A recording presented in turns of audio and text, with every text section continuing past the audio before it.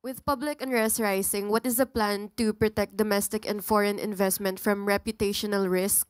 And what assurances can the palace give to investors that corruption risks are being addressed effectively, especially after the president's pronouncement po during his SONA that foreign investors should go to the Philippines?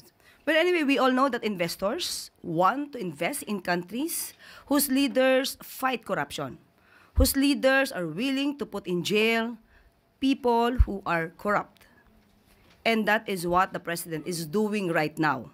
Siya lamang po ang presidente na nagpapaimbestiga ng malawakang anomalya, especially itong flood control projects, kahit sa panahon ng kanyang administrasyon.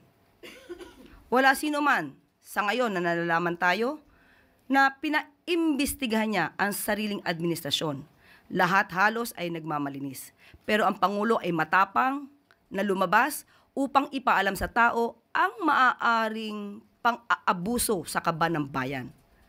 So sa tingin natin, with that, we believe na lahat ng investors masahangaan ng Pangulo dahil lumalaban sa korupsyon. Thank you, ma'am.